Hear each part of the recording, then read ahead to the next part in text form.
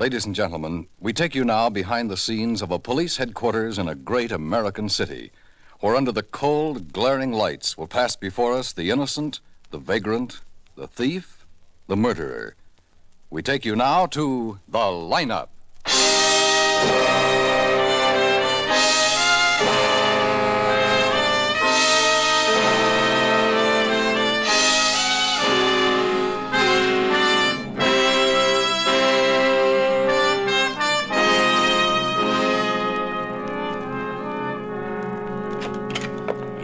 You found him, Lieutenant Guthrie, so soon? Yeah, we think so.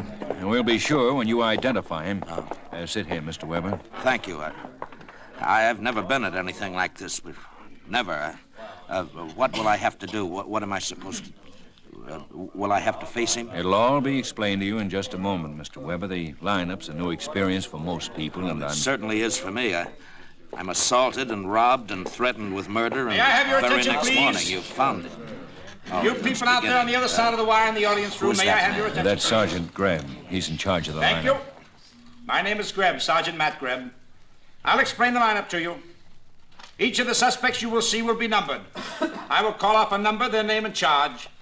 If you have any questions or identifications, please remember the number assigned to the prisoner as I call his name. At the end of each line, when I ask for questions or identifications, call out the number. If you are sure or not too sure of the suspect, have him held. The officers who took your name will assist you. They're seated among you. Please be prompt with your questions or identifications. He makes me nervous, Lieutenant. I may not When the prisoners leave here, they are sent to the bathroom and dressed back into their jail clothes. It makes it quite difficult to bring them back after they leave here. The questions I ask these suspects are merely to get a natural tone of voice, so do not pay too much attention to their answers, as they often lie. Bring on the line. All right, boys, all right, this way. You, the first boy. Huh? Yes, you. Don't stop. Keep moving. Walk to the end of the stage and take your place. The rest follow. Now turn and face front. Hands to your sides. Look straight ahead. You, the boy on the end, no whispering. Keep your faces front. The people out there are here to look at you. Number 1, Ralph May, assault. Where do you live, Ralph? With him? The guy down the line there, Milburn? Where do you live, Ralph? The flop house on Main. Milburn and me, we got beds there. When'd you come to town, Ralph? 2 weeks ago, 3, I don't remember. Milburn will, though. Why did you come here? We was looking for work. What kind of work? Picking fruit, mending fence, or something to keep us outside. The arresting officer found a weapon on you, Ralph. What was it? That's no weapon. That's just a bailing hook from my last job. Number 2, Stan Fremont, robbery. Where are you from, Stan? From here. Where do you live? In a house with my wife with a kid. You been arrested before? No. Where'd you get the gun the officer found on you? I borrowed it from a friend. Number 3, Jeff Carper, grand theft.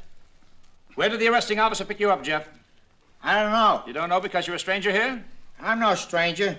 And we've been meeting here regular for the past 6 years, Sergeant. I don't know because I was drunk. He found a gun on you, a police 45. Did he? Just a minute. Where'd you get the gun, Jeff? Who knows? I was drunk. Maybe it was a gift from Admira. The car you stole, where'd you dump it? I stole a car? Number 4, Milburn Scott, assault. Where are you from, Milburn? Lots of places. I mean originally, where are you from? Kansas, Topeka, Kansas. Been arrested before, Milburn? Yes, sir. Where? Lots of places. Who was arrested with you last night? The guy down the line there, Ralph. Are there any questions or identifications from the audience? Number 3, that's the one. You sure, Mr. Weber? Yes, I'm sure. I'm real sure. Any questions or happens now? identifications from you people out there? Sergeant Graham. Yes, Lieutenant. Number 3, hold for interrogation.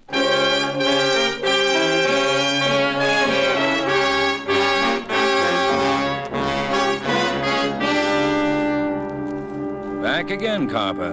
You were sitting in that chair last week, too, weren't you? The week before. Don't get too eager, Lieutenant. Carper, you know what this folder is I've got in my hand? Sure, you wave it at me every time. The record of me versus police. The record of you versus the police. May 1937, conviction of petty theft, 1 year. January 1939, conviction of robbery, 3 years. August 1943, suspicion of assault. No conviction, Lieutenant. September 1943, suspicion Oh, of... now, Lieutenant, that's one I don't like to hear about. Embarrassing. A man your age it ought to be. What was I yanked out of the lineup for this time? Grand theft, intent to do great bodily harm. Mr. Weber said murder. Now, wait a minute. Maybe we can throw in a kidnapping charge, too. Wait a minute. Oh, you're kidding, Lieutenant. Between 10 and 12 last night, it's charged you did all that. How much does those charges add up to? I mean, the total. With your record, you could get 20 years easy. 20 years, huh? Hey, what about slugging a guy and taking $4 from his wallet? What are you talking about? Jack rolling, roughing up and stealing. Between 10 and 12 last night, that's what I was doing. Only one customer, only made $4. You said in the lineup you were drunk last night. That was to protect myself. You're trying to tell me you committed a robbery last night between 10 and 12? Is that it? Yeah. I remember the time was 10:45 because I confessed I heisted the guy's watch, too. $1 watch, I give it back. What guy? Put down on the record I'm cooperating this time. When I emptied the Fink's wallet, I saw the name Lionel Austin. Lives someplace in Clover Avenue. You check, huh? Well, we will. Matt. Yeah? Matt, get in here. Yeah, what is it, Ben? Man named Austin, Lionel Austin. He He lives on Clover Avenue. Yeah, on Clover Avenue. Find him. I want to talk to him. Yeah, find him. Lieutenant wants to talk to him. This Austin can get me off in only 2 years. Ben?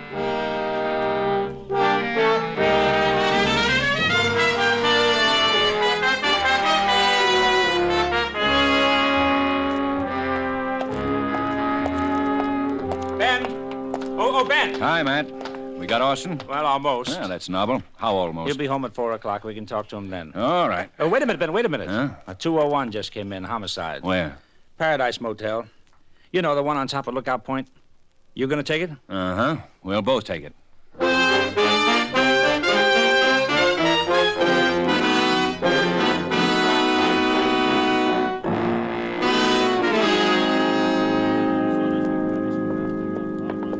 Hi, Ben. Matt. Hi, Doc.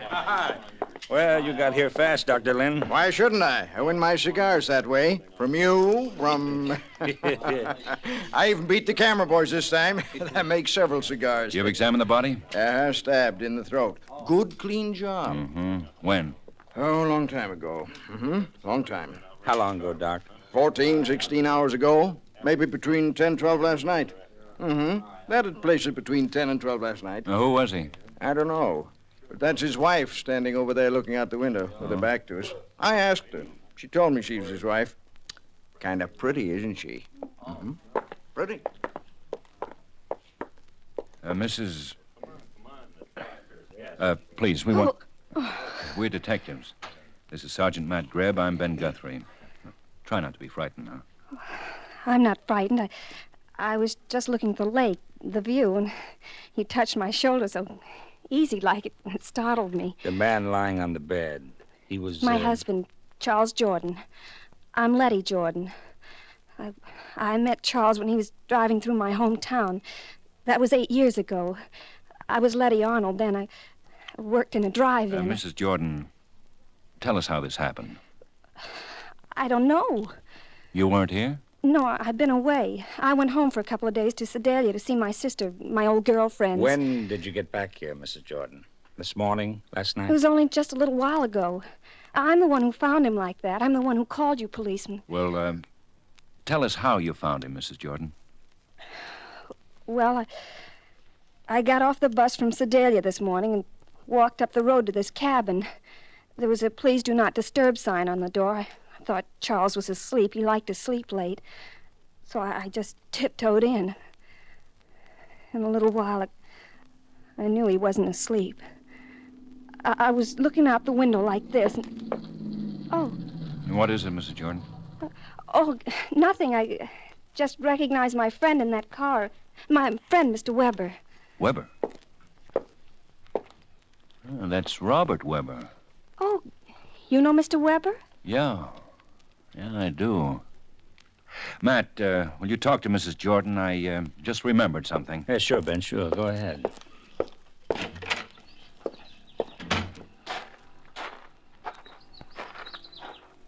Mr. Weber. Yeah? It's Lieutenant Guthrie. I didn't know you lived here, Mr. Weber. The Paradise Motel? Oh, I've lived here for a good long while. The view, the lake, it's very pleasant here. Oh, do you mind holding these packages for me, Lieutenant? I'll get the key to my cabin. Sure. Thank you. There we go. Here, I'll take them now. It's a typical bachelor's place, Lieutenant. I'm afraid I haven't got much to offer you, but there ought to be a jigger of bourbon. Thanks, Mr. Weber. Not now. You live here alone, you say? Oh, yes, yes. That makeup kit. What? On the radio there, the makeup kit. It's a woman's. And the initials are L.J. Who's L.J., Mr. Weber? I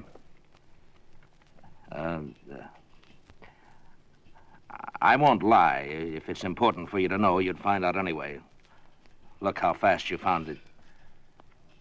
L.J. stands for Letty Jordan. How long have you known Mrs. Jordan? Letty? Oh, about 6 months, ever since she came here to Paradise Motel. You made friends with her and her husband? Well, with Letty, I hardly noticed the husband. You know how it is. Living in paradise alone, you notice a girl like Letty. You try to make friends right off. What time were you held up last night, Mr. Weber? What? Oh, I told you, sometime between 10 and 12. Why? Why do you say between 10 and 12? Couldn't you be more specific? No, I couldn't. I left here around 10. The radio said it was 10. I went for a drive. And then that man I identified waved a gun at me, stole my things, my watch and everything, my car. I had to walk back, and it was 1 in the morning then, so it had to be between 10 and 12 sometime. Between 10 and 12. Eh, Mr. Weber? Yes, that's what I said, between 10... Why do you keep asking me that? Who's the criminal? I'm the one... A man who was murdered last night, Mr. Weber. Mrs. Jordan's husband, Charles, last night. Between 10 and 12, the coroner says. Letty's husband? While I was being robbed, huh? He was killed then, huh, Lieutenant? Then for Letty and me... Don't move away from Paradise, Mr. Weber. I want to keep in touch with you.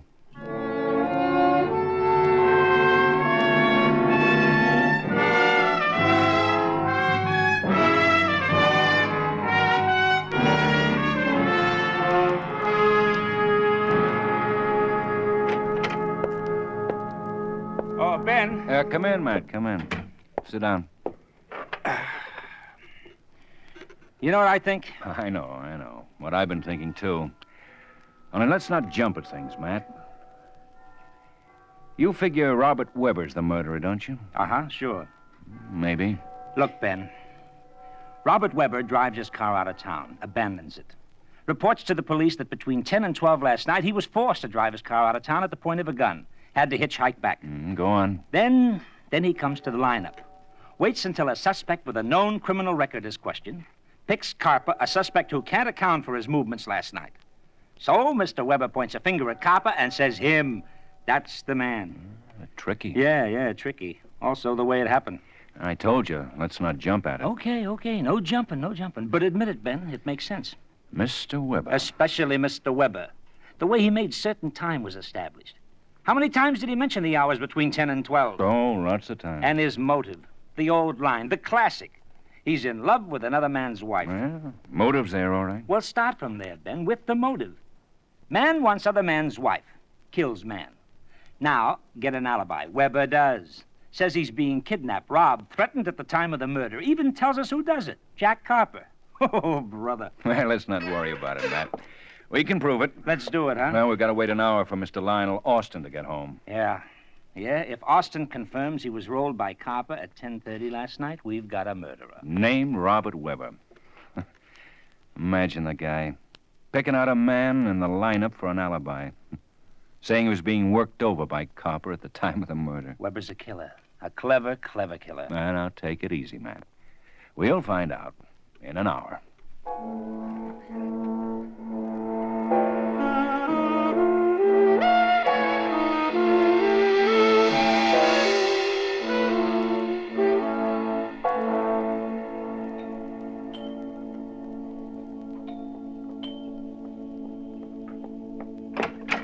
Yes? I'm Ben Guthrie. I called about... Oh, you're the man from the police. Well, please come in. I'm Mrs. Austin. I talked with you on the phone. I'm Lionel's mother. Won't you sit down? Thank you. Now, what is it you want to see Lionel about? Is he home, Mrs. Austin? Well, I'm his mother. Lionel would tell me anyhow. Well, is he home? Yes, he is. Lionel! Well, I still don't... Lionel! Yeah. Yes, what is it, Mother? This is Mr. Guthrie, Lionel. My son. Oh, Lionel? Hello, Mr. Guthrie. Yeah, Mr. Guthrie's from the police. But I didn't do anything, Mother. Well, of course you didn't, son. Mr. Guthrie, what is it you want with Lionel? Where were you last night, Lionel? Between 10 and 12. I don't see what... Lionel. At the movies, where I told Mother I was going. Of course. I saw Louisa.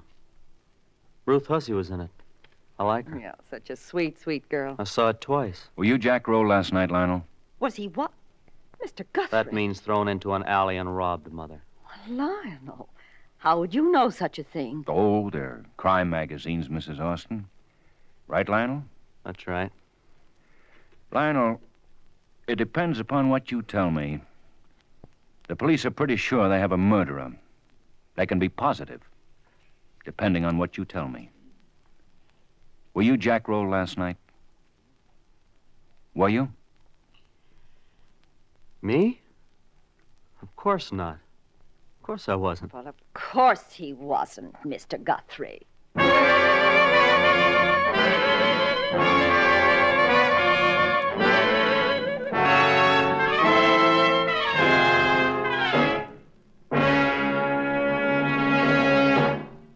A former president once said that the armed services offer every qualified young man a chance to perfect himself for the service of his country in some military capacity.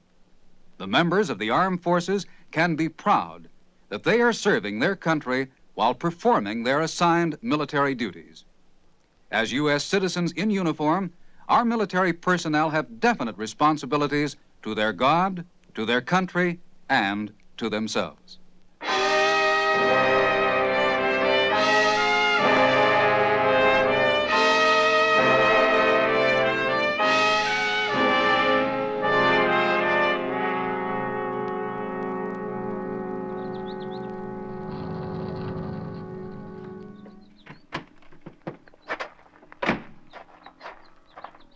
Lieutenant! Huh? Lieutenant Guthrie! Where are you? Up here, Lieutenant. The dirt road to the left of the motel. That is, if you're looking for me. I am, Willer. I am.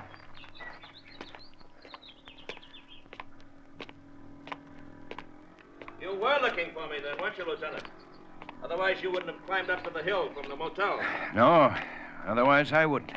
But you'll find that it's worth it. Just for the view of the sunset alone. We're 300 feet above the lake here, Lieutenant. However, tell me again where you were between 10 and 12 last night. Perhaps you'd better meet my friend. Mr. Duff, this is Lieutenant Guthrie, the one I've been telling you about. Hello, Lieutenant. Mr. Duff. However, I think you'd rather talk to me alone. I don't think he will, Lieutenant. No? No. He'll talk to you only with me here. He's paying me for that. I'm his lawyer. Oh. You were wise, Mr. Weber.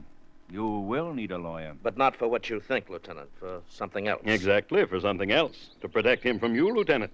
Oh? Exactly. It seems you're a great nuisance to my client, unnecessarily. You have disturbed my client's peace of mind, unnecessarily. You have made my client mentally ill with your allegations, your threats, unnecessarily. My client has had to consult a physician because you have too eagerly assumed that my client is, what, Lieutenant? A murderer. Ah, you admit it. You're prepared to arrest him for that charge? To suffer the consequences of a false arrest? Goodbye, Lieutenant. Say goodbye to the lieutenant, Mr. Weber. Don't bother. Maybe Letty Jordan will talk to me without a lawyer, Weber. Maybe, Lieutenant. But you won't find her here. Not at the Paradise Motel. Not anymore. Where? Is it all right to tell him, Mr. Duff? Mm-hmm. Try the Plaza Apartments, Lieutenant, on West Gladstone. This view. This breathtaking view. It's so peaceful. No, Mr. Duff?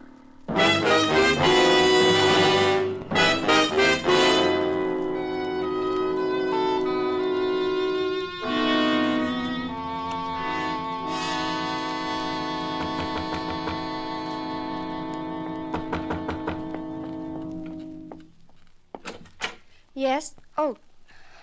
Please come in, Mr. Guthrie. Thank you.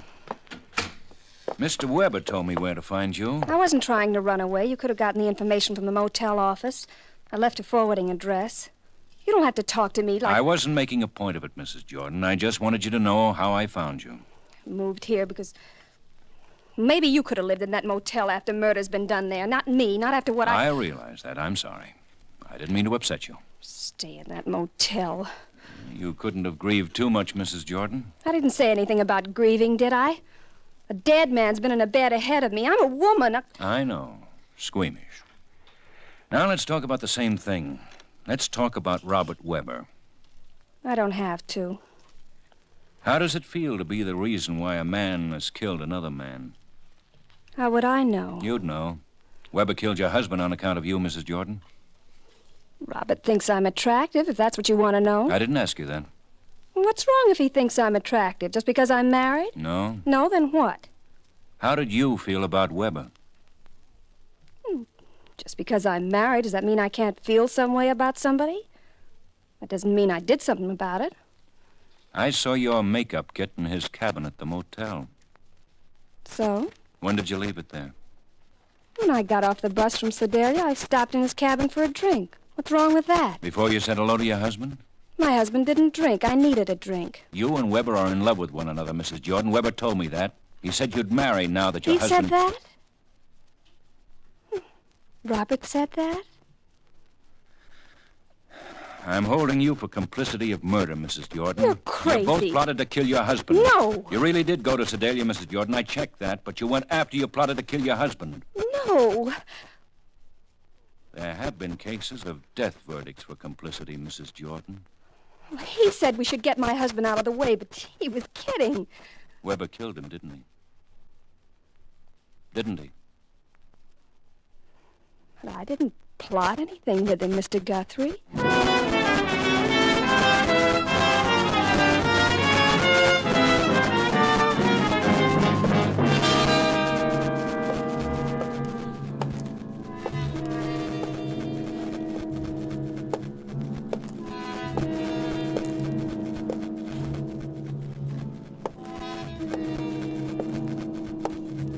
Ben, sit down. Ben, please, you've been walking up and down and round like an animal for a half an hour now. You don't say a word. It makes me nervous. I'm your friend, Ben. It makes me nervous the way you do that. I'm your friend, Ben, please. Weber killed Charles Jordan, didn't he, Matt? Uh-huh. You know he killed him. Oh, don't tear my head off. I said uh-huh. Weber's girl, Letty, confessed he planned to kill her husband. Uh-huh. So he murdered her husband so he could have Letty to himself. Uh-huh. We could pick him up, charge him, try him, execute him because he's a murderer. We could do that, but we can't. He's got an airtight alibi. Because he wasn't at the scene of the crime. He was being held up at the edge of the town. How do you kill a man when you're not there to kill him? How do you get... You know, if I were you, Ben, I'd bring that Carper in here again. Talk to him. Make him... Lieutenant Guthrie, an officer's here with Carper as you requested. Huh? Tell him to send Carper in, alone. Now, look, fellas, I confess that I cooperated. I like you guys very much. You've become very dear to me. But why do you break up my canasta? I already won 12 addresses from my cell intimates. Carper, that man you said you held up. I know. He said I got more often than $4. Why do chickens always say they got more feathers than they got? He said more than that. He said you didn't jackroll him. Nothing happened to him but a movie. Why, the dirty, low-down, conniving crook? What does he mean I didn't rob him? Let him face me face to face, and I'll make him confess to it that he... Oh, how evil can they get? Where was it you jackrolled him, Carper? Where? Where else for a chicken like that? Baker Street, where the lights are few and dim and like wet lipstick. Yeah. That's what I figured. Let's call on a boy and his mother, Matt.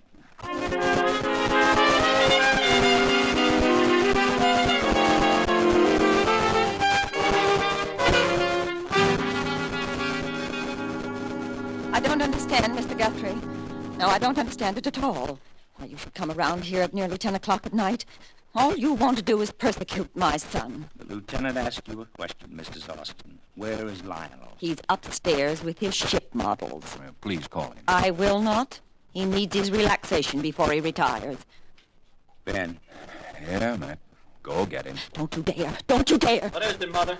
What's wrong? Lionel. You better come down, Lionel. It's the police.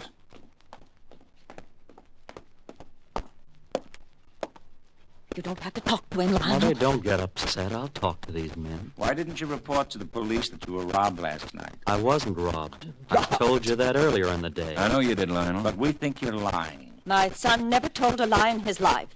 Not in front of me, anyway. Lionel, the man who robbed you, he was heavy set, wasn't he? Rough features, poorly dressed. I don't know what you men are trying to do. Mother, Are you afraid to tell the truth in front of your mother? If he was robbed, why shouldn't he have told the truth? He certainly would have told me about it. Wouldn't you, son? Of course. Lionel, why don't we go someplace? You, Sergeant Greb, and myself, and we can talk this thing out. Well, my son has no secrets from me.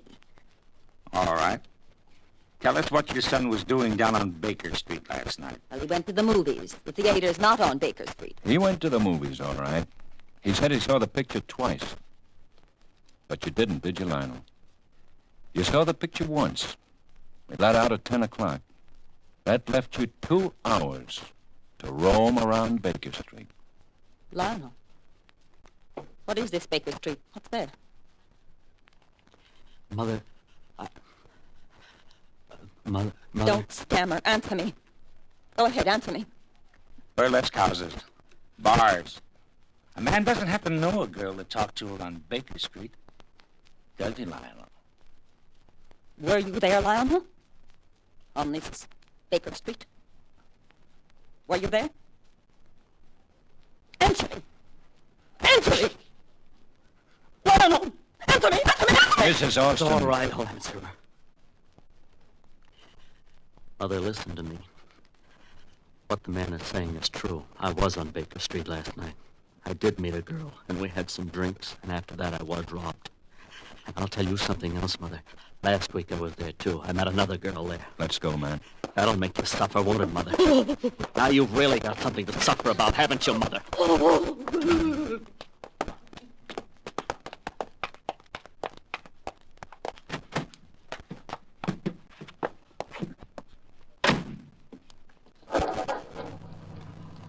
Well, where to, Ben? Paradise Motel? Sure. That's where the murderer is, isn't it? And take it easy, man. Let's enjoy the view.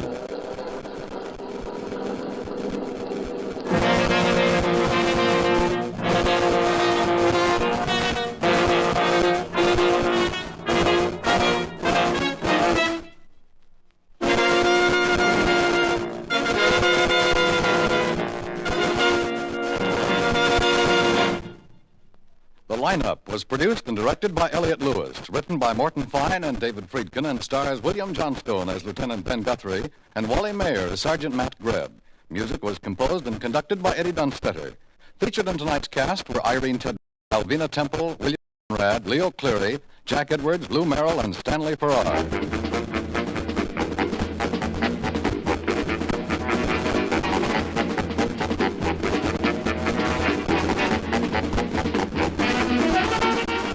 Lineup has come to you through the worldwide facilities of the United States Armed Forces Radio and Television Service.